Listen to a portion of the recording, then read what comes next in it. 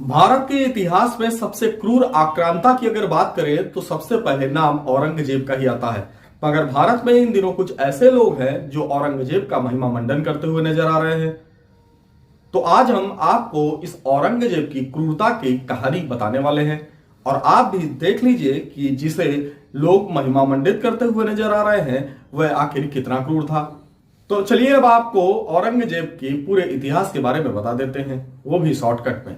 मुगल साम्राज्य का सबसे क्रूर आक्रांता और शासक औरंगजेब कहलाया। इसका शासन 1658 से लेकर 1707 के बीच रहा।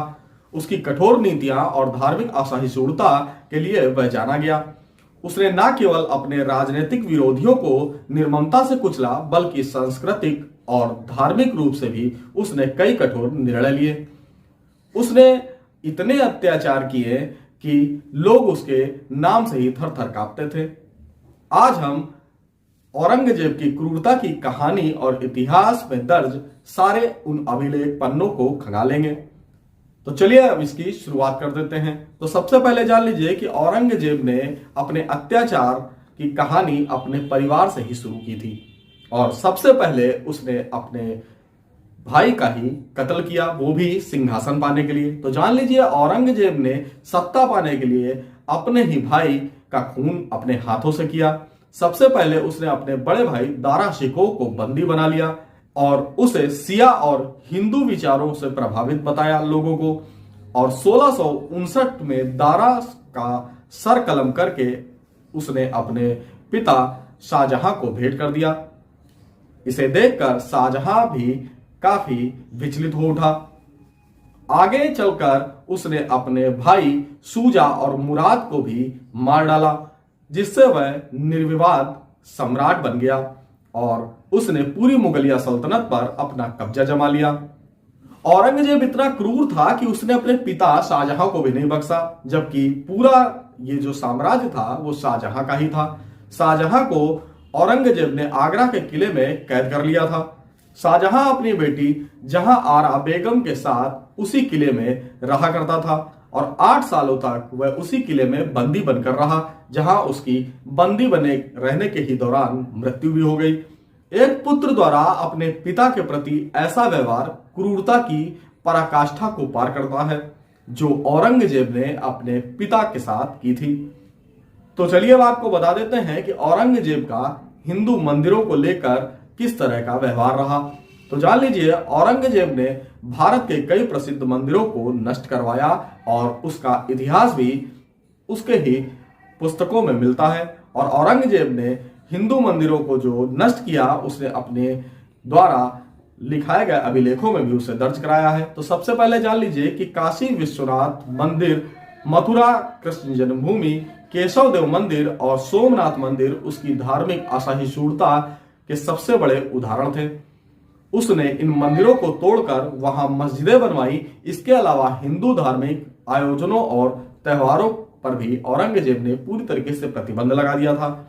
इस दौरान जब औरंगजेब ने ये सारे मंदिर तोड़े तो हिंदुओं ने इन मंदिरों को बचाने का भरसक प्रयास करा और युद्ध भी कई राजाओं ने लड़े, मगर इसमें जमकर खूनी रक्त रंजन किया और हजारों लाखों की संख्या में हिंदुओं को मारा गया। औरंगजेब का अत्याचार यही नहीं थमा। औरंगजेब लगातार हिंदुओं पर अत्याचार कर रहा था, जिसको लेकर उसने भारत में रहने वाले हिंदुओं पर जजिया कर भी लगा दिया। 1679 में औरंगजेब ने दोबारा जजिया कर लागू कर दिया, जो कि गैर मुसलमानों से लिया जाता था। यह कर हिंदू व्यापारियों और आम जनता पर भारी बोझ बनता चला जा रहा था। इसके साथ ही उसने हिंदुओं को जो उच्च पदों पर वो विराजमान थे उन्हें भी हटाने का काम किया और मुस्लिम धर्म को जबरदस्ती लोगों पर थोप कर लागू कराया।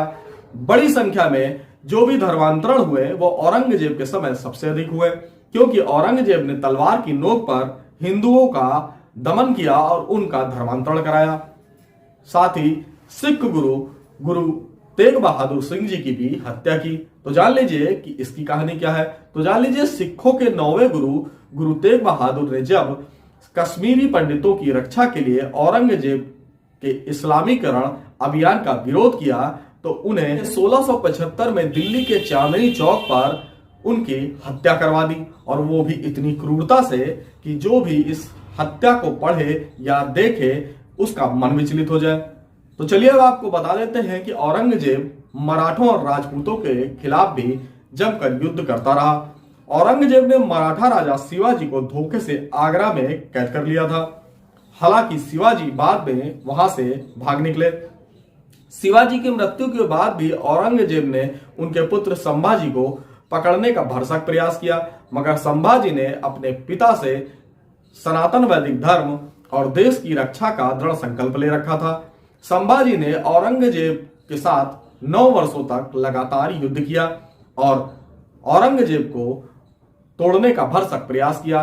औरंगजेब और संभाजी के बीच जो युद्ध हुए उसमें औरंगजेब को काफी बड़ी समस्याओं का सामना करना पड़ा और उसे अपनी फौज के काफी सिपह सालारों को खो देना पड़ा। हालांकि औरंगजेब ने संभाजी को पकड़ने के लिए इतनी बड़ी सेना लगाई थी कि संभाजी आखिर औरंगजेब के हत्थे चढ़ गए, वो भी भीतरघात के चलते, जिसके बाद संभाजी को पकड़कर भयंकर यातनाएं दी गई। उसने मेवाड़ और जोधपुर के राजाओं के भी विरुद्ध लंबा युद्ध लड़ा। औरंगजेब लगातार अपने अंतिम के 26 वर्षों तक दक्कन को कब्जा करने के लिए एक के बाद एक दूसरा युद्ध लड़ता गया। राजपूतों के साथ उसने लंबा युद्ध किया, जिसके चलते उसकी सल्तनत तो कमजोर होती ही गई, साथ ही औरंगजेब का खजाना भी खाली हो गया और औरंगजेब धीरे धीरे उम्र के उस पड़ाव पर पहुंच गया कि वह युद्ध भी लड़ने लायक नहीं रहा और औरंगजेब के ज्यादातर युद्धों में जो ईमानदार सैनिक थे वो भी मारे गए। औरंगजेब की क्रूरता की कहानी यहीं पर नहीं रुकती है। औरंगजेब ने अपनी क्रूरता की कहानी कलाओं पर भी दिखाई। कला और संगीत को भी औरंगजेब ने अपने समय में पूरी तरीके से प्रतिबंधित कर दिया था। तो जान लीजिए, जहां शाहजहां के शासन में कला और संगीत फले फूले, वहीं औरंगजेब के दरबार में संगीत पर पूरी तरीके से प्रतिबंध लग गया था। कई संगीतकारों को बेरोजगार कर दिया गया था। उसके साथ ही उसके दरबार में चित्रकला और नृत्य को भी पूरी तरीके से प्रतिबंधित किया गया था। कहा जाता है कि किसी भी अत्याचारी का एक दिन अंत जरूर होता है और वह समय भी आया जब औरंगजेब, जो कि पूरे देश भर में अपना साम्राज्य स्थापित किया था, उसका भी अंत समय आया। अपने क्रूर शासन के कारण औरंगजेब का साम्राज्य धीरे धीरे बिखरने लगा। उसकी मृत्यु के बाद मुगल साम्राज्य तेजी से कमजोर हुआ और अंततः 1857 में पूरे मुगल सल्तनत पर अंग्रेजों ने अपना आधिपत्य जमा लिया और आज के समय में औरंगजेब यानी कि मुगल परिवार के कुछ लोग भारत में या तो रिक्शा चला रहे हैं या तो नाले साफ कर रहे हैं। कहा जाता है कि अत्याचार का यही अंत होता है। औरंगजेब की नीतियों और अत्याचारों से उसे इतिहास में क्रूर और असहिष्णु शासक के रूप में जाना जाता है। उसकी कट्टरता ने न केवल मुगलों की शक्ति को कमजोर किया बल्कि भारत के सांस्कृतिक और धार्मिक सौहार्द को भी गहरी चोट पहुंचाई। तो अब आप स्वयं विचार करिए कि जो व्यक्ति अपने भाई का नहीं हुआ, जो व्यक्ति अपने बाप का नहीं हुआ, जो व्यक्ति अपने बेटी का नहीं हुआ, जो व्यक्ति मुसलमानों का भी ठीक से नहीं हुआ, आखिर वह कौन लोग हैं जो इसे महिमा मंडित करते हुए नजर आ रहे हैं।